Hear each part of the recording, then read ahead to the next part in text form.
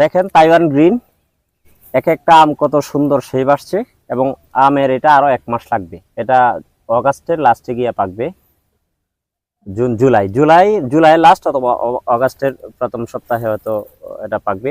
দেখেন এখান থেকে আপনি পিছন দিকে ধরেন, পিছন দিকে আমগুলি দেখান, এই যে দেখেন কত সুন্দর আম, ছোট ছোট গাছ।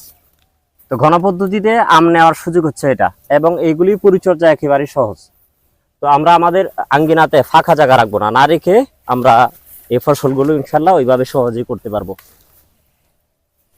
আমি এই যে একটা আম কাটলাম, এই আমটা কেটে দেখাবো এটার কাঁচা, এটার স্বাদ কেমন।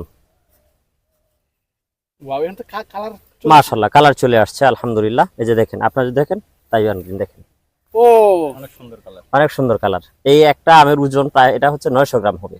আচ্ছা, তা আমি এখান থেকে একটু টেস্ট করার জন্য দিব, আপনি এটা ধরেন।